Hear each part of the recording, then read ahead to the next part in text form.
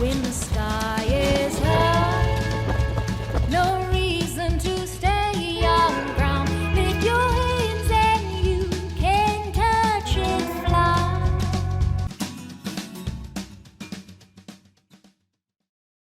Hello and welcome to the Aviatrix Book Review. I'm Liz Booker.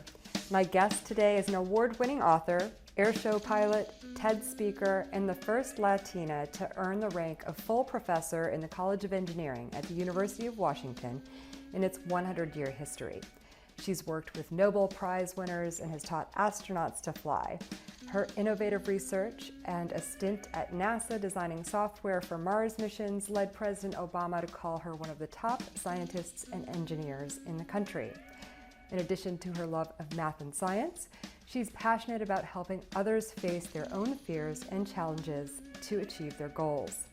She is the author of 3 books, including her memoir, Flying Free: My Victory Over Fear to Become the First Latina on the U.S. Aerobatic Team, which received the 2021 Nancy Pearl Award for Memoir and the 2021 International Latino Book Award Gold Medal for Most Inspirational Nonfiction in English. And it is the Aviatrix Book Club discussion book for May 2022. You can find her at her website, CeciliaAragonAuthor.com, and on social media at Cecilia Aragon. I'll include a link tree in the show notes. Cecilia Aragon, welcome. Thank you very much, Liz. I'm honored and delighted to be here with you on your amazing podcast. Oh, that's very kind of you to say. This has been a long time in the making. There are only 12 months in the year, and so I have to pick books. And then I've been wanting to interview you for the past year and a half since I started this project, because you've been such a huge supporter of the book club and the writers group. So I'm excited to finally get here. And I'm going to make you say your name the proper way, because I know I said it in American. How do you say it in Spanish? So my name is Cecilia Aragon, but you can also call me Cecilia Aragon. Or doctor. Either one is fine. I'll answer to any of them, even hey you. I meant to ask you before we started if you prefer to do a reading or if you just want to give us a summary of the book. How about if I read a very great. short piece? Yes, please. Okay? Yeah, of course. All right. In 1985, which is when this story begins, I, Cecilia Rodriguez Aragon, was 25 years old and scared of elevators. My graduate school administrator once found me crying in the 9th floor women's restroom after I'd climbed 8 flights of stairs, too frightened to jump on the elevator. My fear immobilized me, even in situations that didn't seem to bother anyone else, like when I climbed a ladder, shook hands with a stranger, or talked on the telephone. It seemed that whenever I had to perform, my brain circuits got jammed and I froze. I was terrified that people would find out the truth, that I was a failure with a capital F. I believed my personality had been stamped into my genes from birth. INTF. Incompetent, nerd, terrified, failure. But by 1991, just 6 years later, I was hanging upside down 1,000 feet in the air, performing loops and rolls at air shows in front of millions of people in California and across the country. That same year, I beat the national record for fastest time from first solo in an airplane to membership on the United States Unlimited Aerobatic Team. I became the first Latina to win a place on this team and earn the right to represent the US at the Olympics of Aviation, the World Aerobatic Championships. I jumped out of airplanes and taught others how to fly. I learned how to fundraise and earned money to compete at the world level. I worked as a test pilot and contributed to the design of experimental airplanes crafting curves of metal and fabric that shaped air to lift inanimate objects high above the earth. Flying became my art, my science, and my passion. I used my training in math to optimize split-second performances in the air. In the span of just 6 years, I taught myself to overcome my self-doubt, shyness, and deep-seated fear of heights to become one of the best aerobatic pilots in the world. Oh, that's such a great launching point for this conversation. I'm so glad you decided to read, because your story, and you start this reading off with your fears, but in your book, you talk about the foundation for those fears and that lack of confidence. And I'll be honest, I mean, your story is at once infuriating and frustrating and inspiring. And in terms of craft, this is a gorgeously well-crafted memoir, absolutely deserving of the Nancy Pearl Award, and I'm so glad that you received that recognition. I would love for you to share with us why you decided to write this book. Who was your audience, and what impact do you hope that it makes? Well, to be honest, my first audience was my 12-year-old self, because I wrote the book because when I was young, I felt that I was such a failure and that I had no hope in life and that I would never achieve anything I ever dreamed of. My teachers were not very supportive.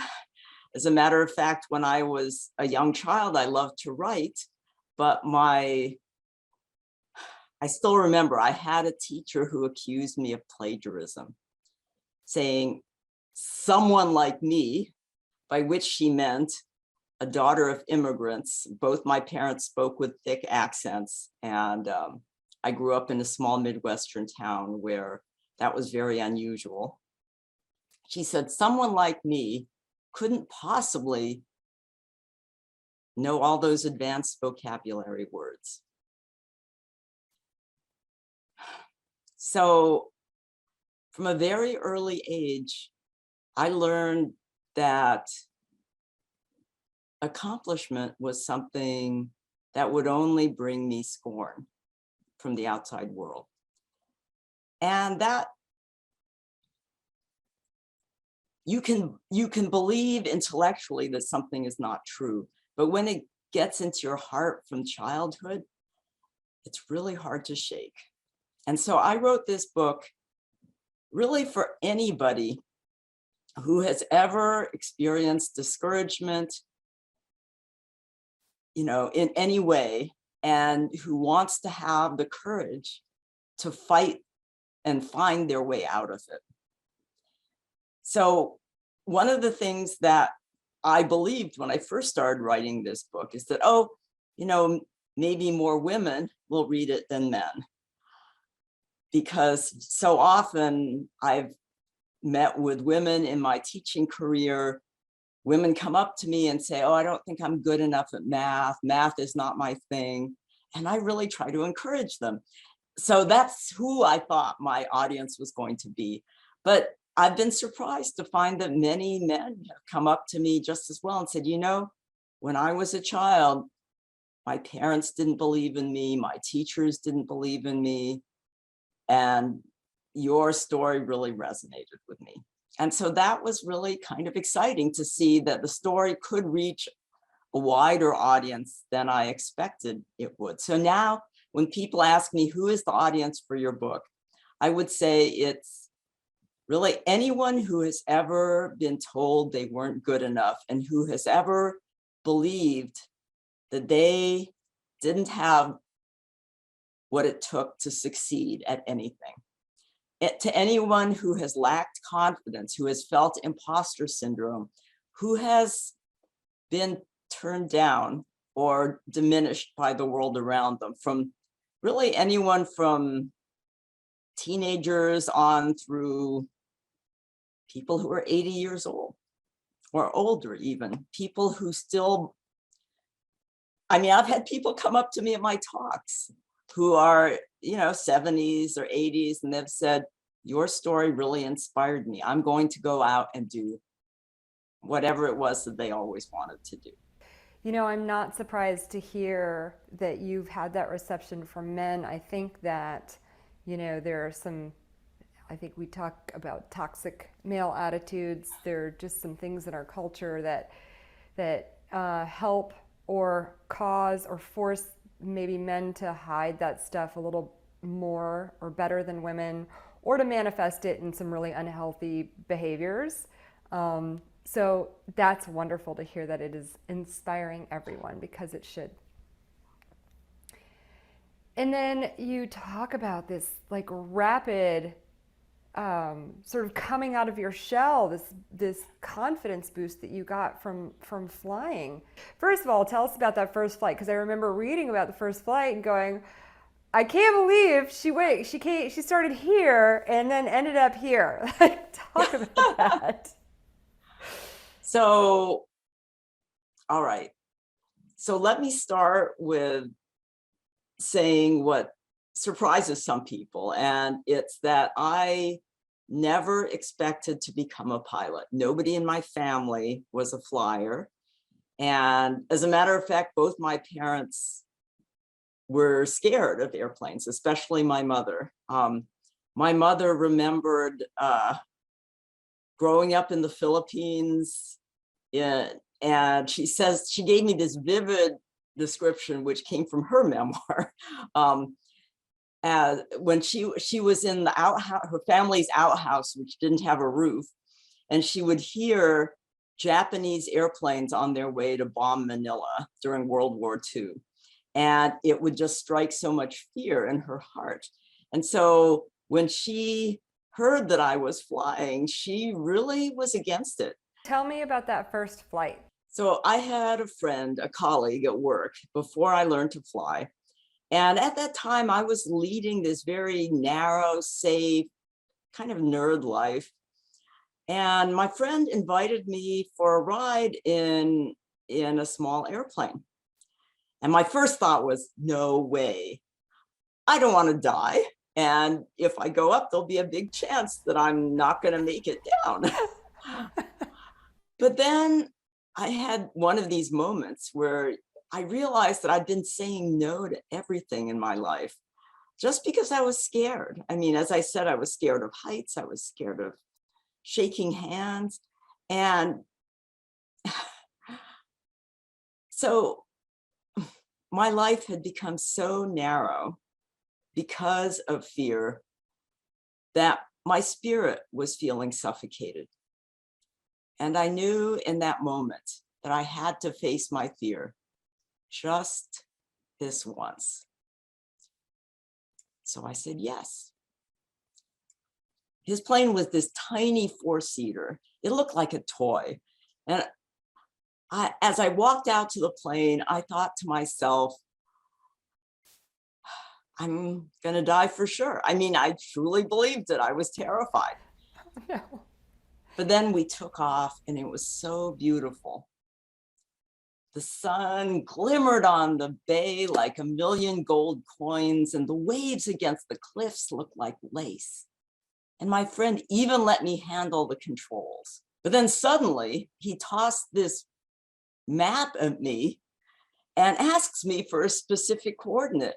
And his body language seemed to be saying to me that our lives would depend on whether I answered the question correctly. So I had no idea how to read an aviation map at the time. All I could think about as I stared at this map was, we're going to die if I don't get this answer right. And then it hit me. He was asking me for a number. I'm good at math. Oh, yeah. And so I gave him the coordinate. And when I looked at him, he had this grin on his face because he must have seen the joy and exhilaration I felt. And that's when I knew I belonged here. I belonged up in the sky. So I really thought after this, that if there's something you're really afraid of, but it also excites you and you want to do it, I mean, it doesn't have to be flying a plane. It could be kite surfing or driving a race car or speaking in public. But if anything, if you're afraid to do it, but you dream of it, I wanted to write a book that would encourage people to get out there and give it a try, because you never know what might happen. I mean, this is one of the reasons I work a lot with young girls in STEM, science, technology, engineering, and math, because there's no substitute for being a girl comfortable with math, facing a room of people who think little of you, and you silence them with your love of numbers. Math is kind of a magic trick that way. You know, that's such a great analogy. Flying is magic, math is magic, and yeah, having those magical powers is amazing. Yeah, please underestimate me. Yeah, and what's really amazing is how flight really opened so many doors in my life, because once I had faced that fear of death and triumphed over it, once I'd pointed the airplane at the ground at 250 miles an hour and waited, I knew I could do anything. There was nothing in the world that was closed to me. And that changed my entire life. So flying is just such an astonishing magic. It's the magic that I dreamed of as a child when I was a little girl reading all these fantasy stories about people with magic who could fly. That is it. It's there. And then you did it. It's so wonderful. I love it. I can't wait to talk more about your interest in literature after we get through with this. So I had the best time this weekend. I got to hang out with our mutual friend, Patty Bear, who is the author of another fabulous memoir that just won an award. It's From Plane to Plane. And I had the opportunity to bring two of my worlds together. So Patty invited me. She lives on the beach in Fort Lauderdale. We watched the air show together. And I had another girlfriend from the Coast Guard who was in town. And every year I've been invited by her and her friends to go meet up at their house in Fort Lauderdale and go to the air show. So it was fun to exchange one person's hospitality for another friend's hospitality in that way. But my girlfriend has the very interesting distinction of being the smallest person, I'm pretty sure, ever in the Coast Guard to get qualified to fly for us. How tall is she? She is 4'11", not quite as tiny as you, I don't think. No, I'm 5'2", so yes. Yeah. Okay. So she is. I couldn't even tell. I just feel like a giant around both of you. That's all I know. Yeah, I know how hard. I mean, it's hard for me at 5'2". I can only imagine. Oh, I know. I want to talk about that because so our aircraft, the helicopter that we flew together, has fully adjustable everything. The pedals adjust fore and aft. The seat goes up, down, forward and aft, so we can get everything the way that we want it. Like, and it fits us. It can fit like a 6'6" guy and us little people. And but now that I'm flying in civilian aircraft, there are all these like antics of stacking cushions and trying to figure out what the best configuration is. And I just loved reading about all your very creative approaches to that. When I first started flying a Pitts, which is this aerobatic biplane, a wonderful airplane to fly aerobatics in, but unfortunately it was designed for a range of heights that didn't really go below about 5'7", and it went up to 6'3". And in the manual, the smallest pilot weight that it would take was 140 pounds. And I weigh about 100 pounds. So, and my feet couldn't reach the rudder pedals. So my instructor, when I first started flying, said, you know, if you can't get full rudder deflection, it's not safe for you to fly this plane. So maybe you should just give up this idea. And I said, nope, I'm not giving up. So I thought about it. And I I went to a local dive shop, and where you wear weights around a belt. And so I got I got a set of 40 pounds of lead weight, strapped it to the seat under where I sat. And then I had these special shoes made that I wish I could show you. They had about 3-inch soles, and I wore them. I kind of clopped out to the airplane, and got a lot of funny looks. But by doing that, I was able to fly, and I was able to solo the airplane. I really feel very strongly that fitting in a cockpit is a wonderful metaphor for, for anybody fitting into a career or an environment they want. So for example, when a girl comes to me and says, well, I don't know if I'm good at math or computer science, I say, it's not you, it's the environment. So what I think is really wonderful is what you said about the Coast Guard, making the environment adjustable for everybody. That is what needs to be done in the world today. The environment has to be designed so that everybody can fit into it. And it's not very hard. Adjustable rudder pedals are really easy to make, but if the factory doesn't believe that women or small people should fly the airplane, then they're not going to do it. And it is possible to do whatever it takes to fit in there and make it work, but it is far better, like I do now, is I call up the factory and I say, you know what? I can't fit in your airplane. Why don't you put in adjustable rudder pedals? And you know what? One of the planes I'm flying now, the light sport aircraft, the Super Petrel, made by Skoda Aeronautica, they did that. I went in there and I said, I can't fit in your airplane, but if you adjust the rudder pedals, I can. And hey, guess what? They made a very small change, and now I can fit in it. That is so great. So, one of the things that, well, first I want to know how we go from timid, not sure if we want to fly, we go out for a flight and we're like, oh, definitely want to do this. How to go from that to catapulting at light speed to aerobatics? Like, how did you get there? So I was working as a flight instructor and teaching people to fly, but I still had this little fear of handling the controls deep down inside. And I had a student who started to put me into a spin, which is, an uncontrolled maneuver. And I was able to save it because I was properly trained, but I didn't feel really comfortable. And so I said, just like when you're driving a car, you need to learn how to handle the airplane in a skid. Where I grew up, there was snow, right? And you had to learn how to handle the car in a situation where it was out of control.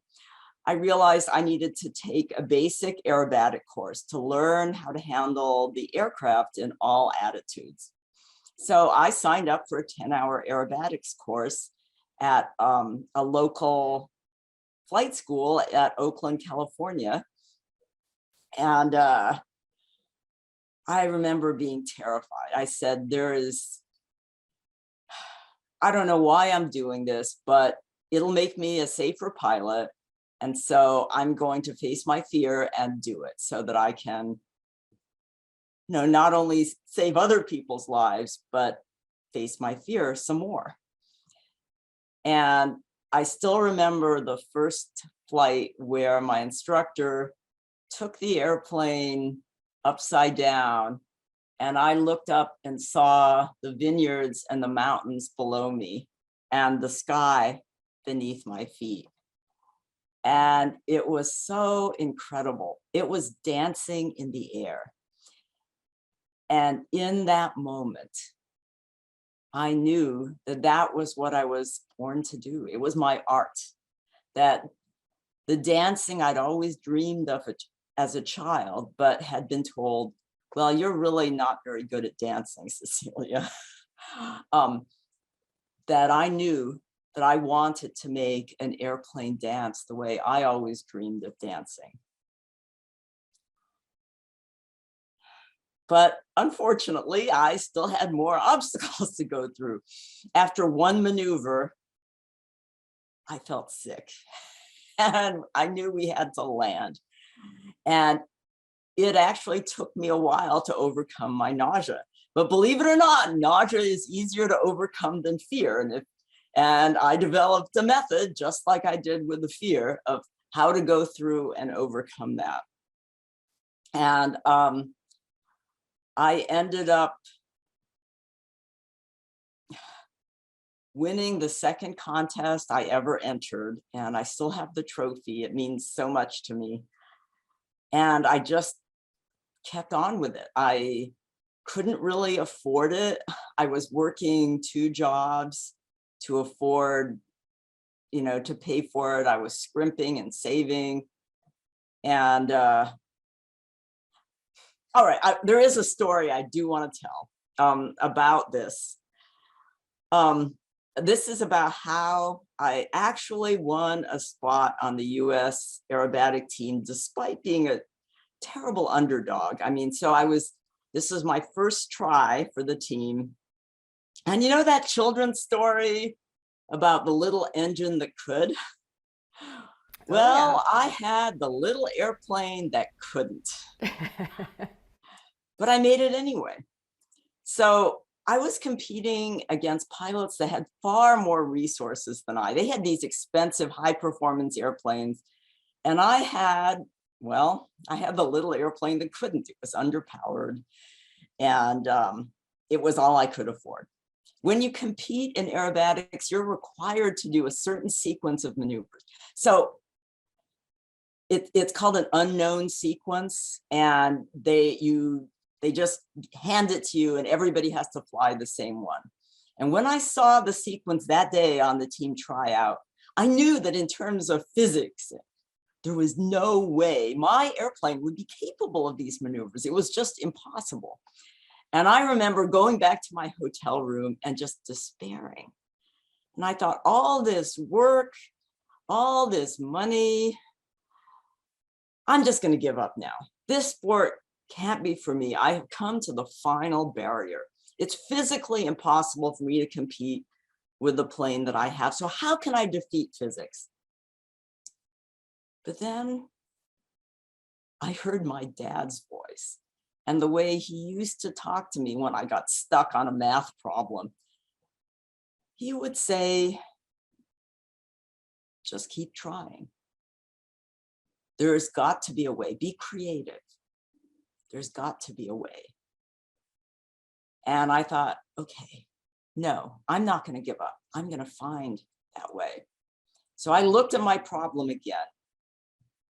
What I needed to do was maximize my score in front of the judges.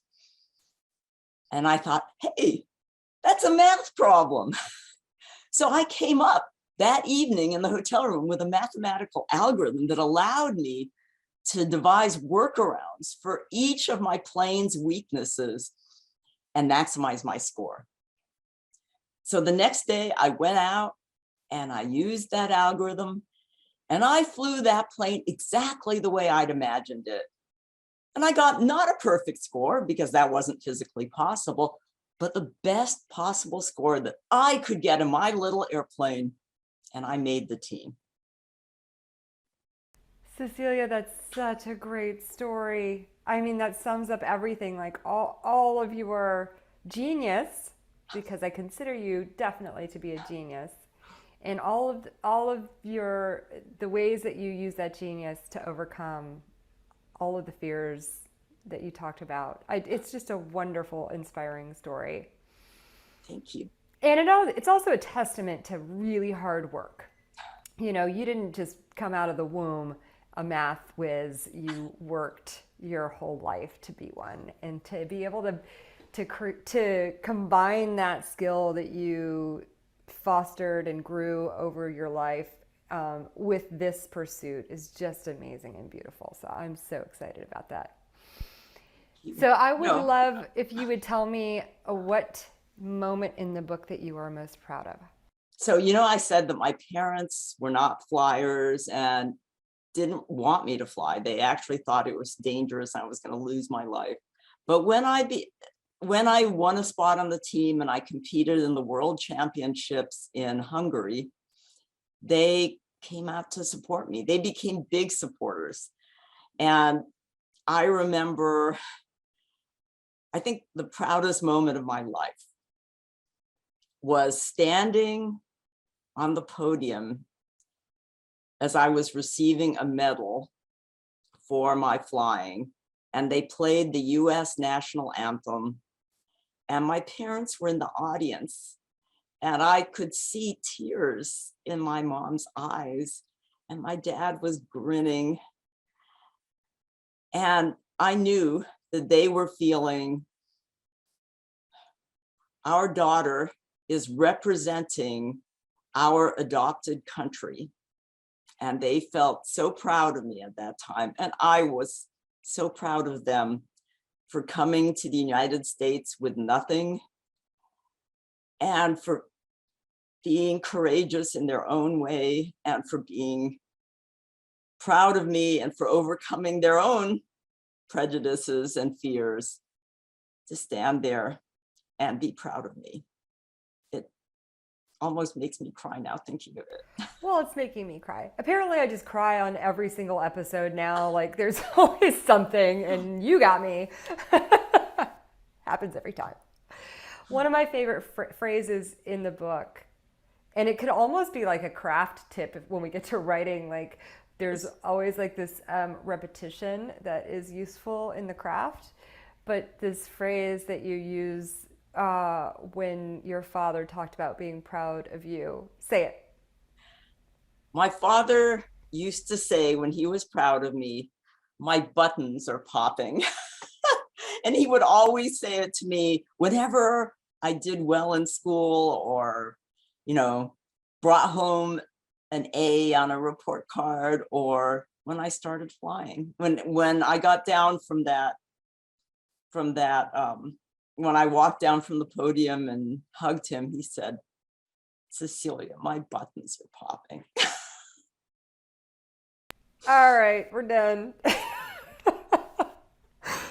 I just thought that was so beautiful, and I'm so happy for you that you had that love and support, even though it was kind of a hard road to get to getting them on board with the flying, but I'm glad that they finally got there. Oh my gosh. Well, so you are a busy lady. You are a professor, data scientist, you write books for fun, you're a TED speaker, like you have all things going on. Are you still flying? Yes, I absolutely am. As a matter of fact, I went flying yesterday. I'm teaching my son to fly, and he recently soloed, and I'm so proud of him. My buttons are popping now. So great. Oh my gosh. Well, how do you stay proficient? Like, how do you keep up with it? So I love teaching. I've always loved teaching. And so I teach aerobatics and I teach people to fly. And teaching is a really amazing way to get good at something. Because when you teach, you have to keep thinking about how you do it. You have to keep disassembling the pieces that it took to make you understand it. And everybody learns differently. So you have to design your teaching so that it can reach everyone. I love doing this. In my classroom, I have 40 students or maybe more. And they all come from different backgrounds. Some of them have computer science backgrounds. Some of them have art backgrounds. And I teach them from wherever they are. I teach them how to develop the skills, and so that none of them, I feel like if a student, okay, I'm sorry, I think I'm going away from your main goal. No, but it's Just all to talk it's all about flying. related. I'm Like sorry. the way that you no, don't because the way that you teach in the classroom and the skills that you're trying to impart to diverse students is totally applicable to teaching It's and the absolutely way that it programs your brain to be able to anticipate. So yes, yeah, because talk more. I do specialize in teaching people who are afraid of flying how to fly. And I've gotten a lot of people who said, I never would have learned to be a pilot if I hadn't flown with you. And so thank you. And that makes my heart sing.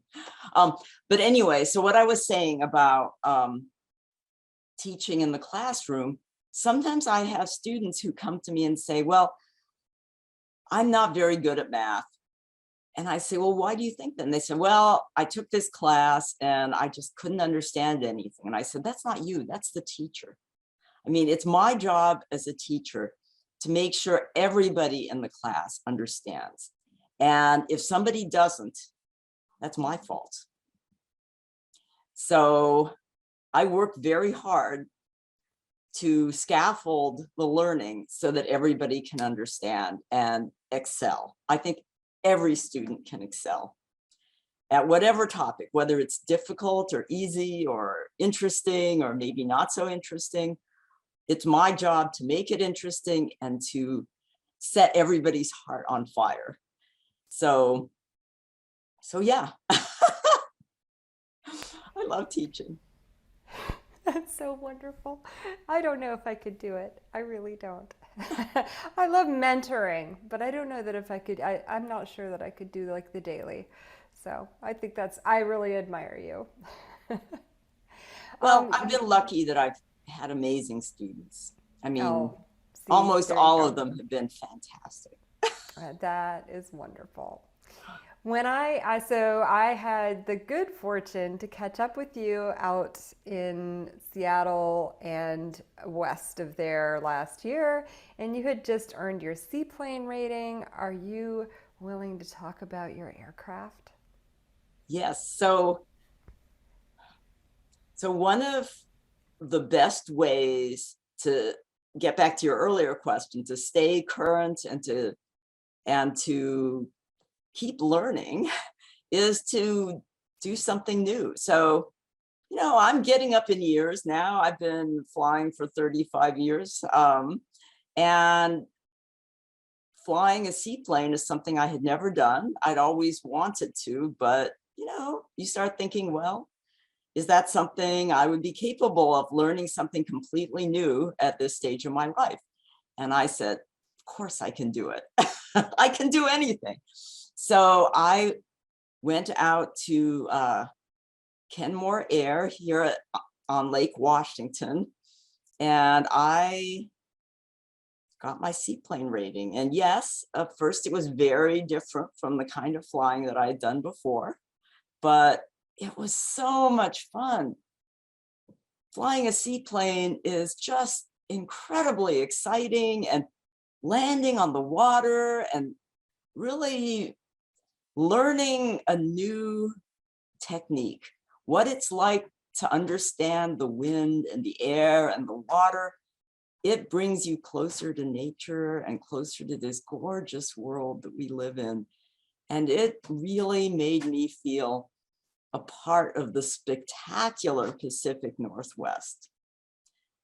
I was so happy that I took on that new challenge, and I love it.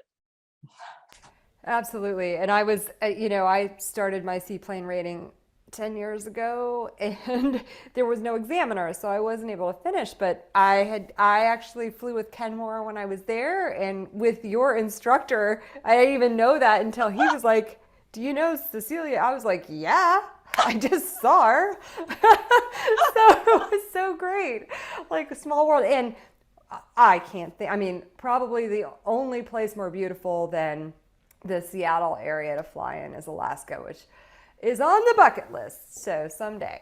But yeah, I'm going to finish maybe you and I can fly there together. Yes, please. I'm going to finish my seaplane rating at Jack Brown's in Florida.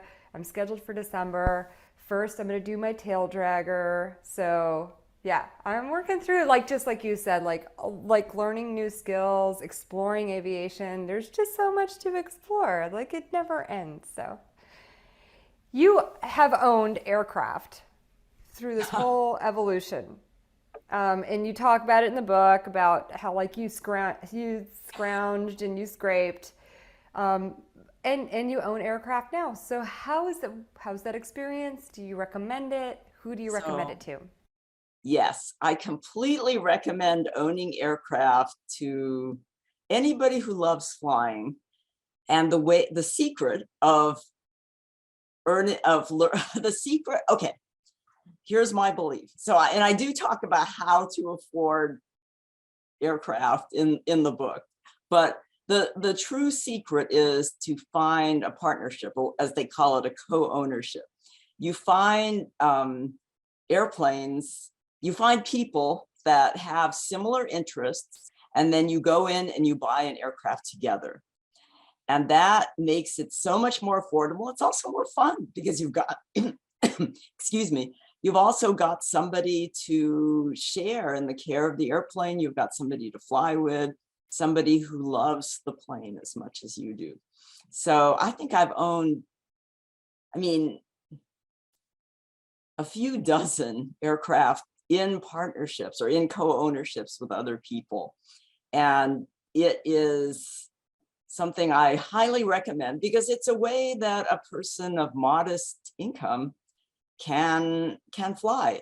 And the other thing is that I've almost always bought used aircraft. New aircraft are just beyond the reach of most people.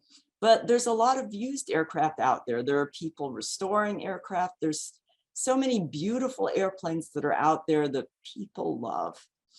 And in the book, I talked about how I bought an old Cessna 150 for less than the cost of a car at the time. And you know what? Aircraft hold their value. When I sold that airplane, I sold it for the same price I bought it for. And I found that in general, my investment advice, I'm not an investment advisor, so don't listen to me, but this is worth what you paid for it. You should invest in something that you can also enjoy. You know, who wants to invest? I mean, yeah, maybe stocks can bring, you the numbers. But if you invest in a house, a home, if you invest in an airplane, in my history of owning aircraft, I have never lost money on an airplane. It's, sometimes I haven't made any money, but I've always gotten so much joy and so much flying time out of owning that aircraft that it's been worth it. And actually today, you know what? If I had the money, I would never have sold any airplane I've ever owned because they were all wonderful. They were all beautiful. Oh, it's such a great endorsement. And I told you that when I came back from that trip, hanging out with you and hanging out with our mutual friend, Sherry Surian, like I came home ready to buy a plane. And that's on my list. It's going to happen. I love it. Yeah, well, move such out good to company. the Pacific Northwest and buy a share of an airplane with me. Okay. It's not out of the question, to be honest with you. Close We'll to have to see how Alaska. things go over the next couple of years. So we'll see. Oh my gosh. So this is just one of 3 books. And I remember I was in the car with you or somewhere and you started talking about the first book that you wrote. That was this fascinating data analysis of fan fiction. And so here's a thing that we share that isn't reflected necessarily in this book, but that we both have Masters of Fine Arts in writing for children and young adults because we both want to reach that audience in our writing at some point. I know that you're working on it, and so am I. And so you did this fascinating study, and then more recently, you did a TED Talk on it, which is a huge deal. and I watched it. I loved it. Talk about that book and about doing the TED Talk.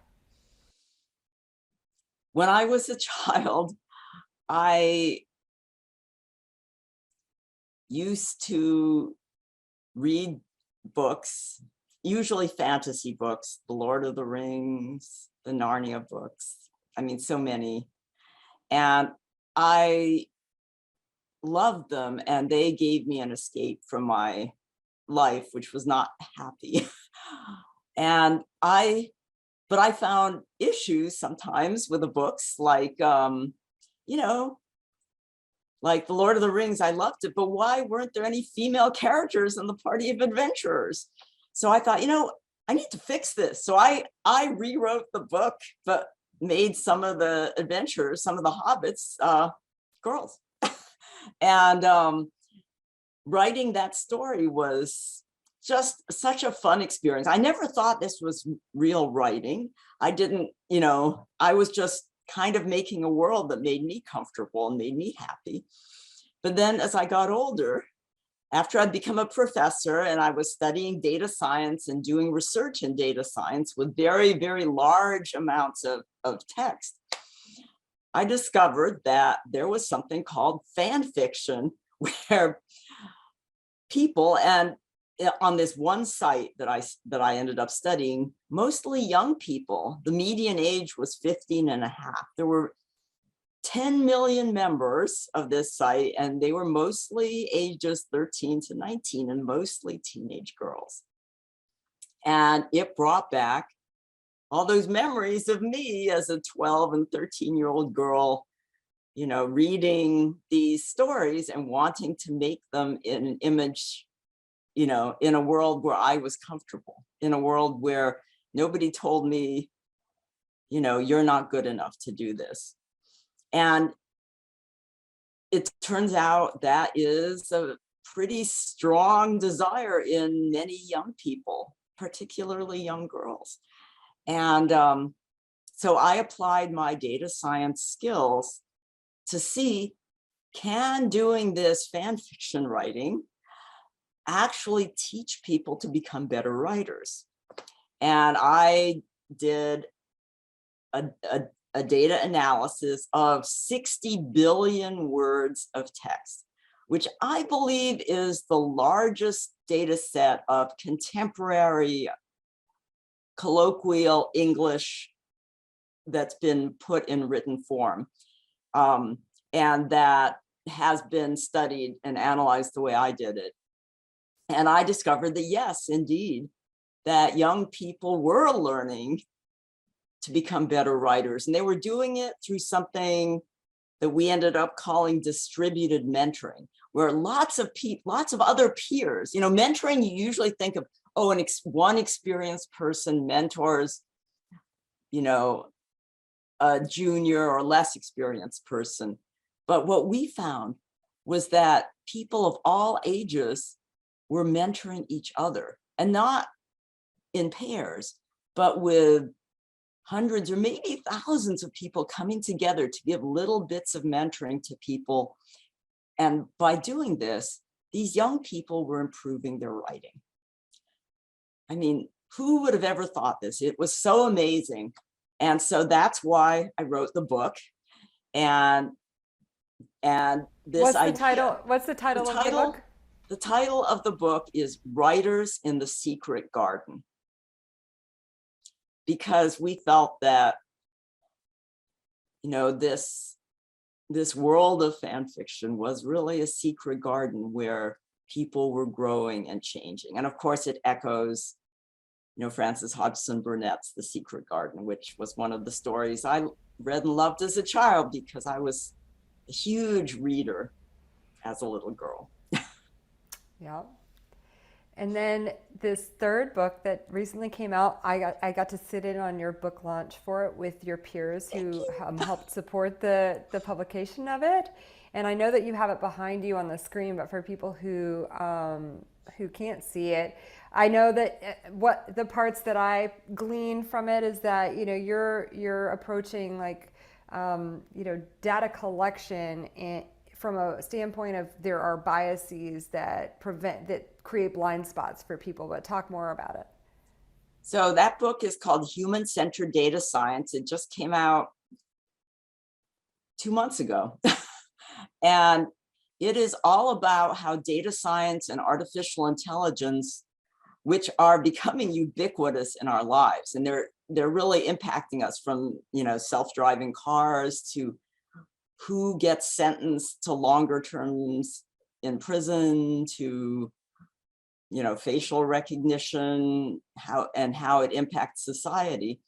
And I and my co-authors wanted to write about how a data scientist could learn how to become an effective and ethical writer of software that could impact people in ways they might not expect. So it's a very accessible book for anybody who's interested in data science or artificial intelligence, because we do explain algorithms, but in a non-mathematical way. And we talk about, if you are going to become a data scientist or a developer of artificial intelligence, here are some of the things you need to think about. And ethics is not the domain only of, experts in ethical thinking. All of us, every one of us, can think about how our work can impact the world in a positive way rather than a negative way. And nobody wants their work, or I would say most people don't want their work to have a negative impact on the world. But often we don't understand the unintended consequences of what we design or do. And so this book helps us develop best practices in our own lives for how to make our work the best it can be. And, for data scientists who are looking for careers, the practical side is, how to avoid lawsuits for your company, 5 years down the road. So we're really excited about the book. And actually, there's been a lot of interest in it from a wide range of communities, from managers to new students, to people who are just interested in, hey, I might be getting a self-driving car someday. What do I need to know about what could be involved in that? I'm glad you mentioned that, because reaching back into a former life Yes. where I studied public administration, and I took a very the school that I went to just had this lovely statistics course, and it was really statistics for decision makers. They just gave us enough information to be dangerous and to know when people were trying to BS us. And so that was when I heard you guys talking about this book, I thought it was an interesting thing for policymakers to consider reading, so that when they're presented with data, when they are presented with, this population does this and this population does that, they know enough to ask, well, did you ask any questions about this population? Are we studying that? So I thought it was an opportunity also for people in decision-making positions to understand where maybe the holes are in data science as well. So, yeah. You are so right. And thank you for bringing that up. I mean, as a matter of fact, I've been often invited to give talks and lectures to policymakers. And one of the things I found is very often the policymakers don't have a technical background. And so the salespeople from, these tech companies that are trying to sell, facial recognition software or whatever, snow them with, statistics and supposed technical data. And it's really not very fair. It's not right. And so I come in to try to give non-technical people the tools to be able, just as you say, to ask those questions of the technological salespeople, what actually is going on here. Yeah, no, I think it's really valuable work, and I'm excited about it. And I just love sort of your breadth, you've just got this breadth of skills, and then also how you bring them together. It's just so fascinating to me. your big brain. So what are you working on now? Well, you mentioned writing for young people. I'm working on a young adult fantasy novel, and I'm hoping to send it to my agent shortly.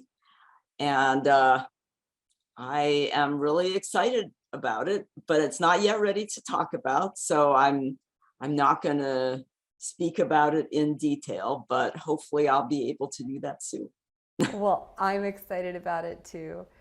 Well, Cecilia, I totally want to talk more deeply about writing and your writing journey, but I just wanted to thank you for everything, for sharing your story, for making yourself vulnerable in that way. Like, I know that's a really vulnerable place to be, to share those stories, but you're right, it's so inspirational. And then also I want to thank you for your friendship and your support of the Aviatrix Book Club and the Aviatrix Writers Group since its inception. So thanks for everything. Right back at you. Thank Awesome. you for Okay. doing this amazing service to pilots and authors everywhere. It's been so much fun to be a part of it, and I'm honored by your friendship. It's a lovely community. Well, thanks so much for listening. The Aviatrix Book Club will try something a little different next month. In June, we'll discuss 2 books that feature the Russian night witches: the novel The Huntress by Kate Quinn and the young adult nonfiction 1,000 Sisters by Elizabeth Wein. This is one of 2 months this year that we'll do a book pairing. The next one is in October with Becky Condon's She Flies and Bev Weintraub's Wings of Gold. Book club members are invited to come to the discussions having read both or either one of the books, and we'll see how it goes. And just a reminder that the Aviatrix Book Club is a club in which we read and discuss books that feature women in aviation, but everyone is welcome. We've had one gentleman join a discussion in the last 15 months, and we welcome more. Blue skies and happy reading.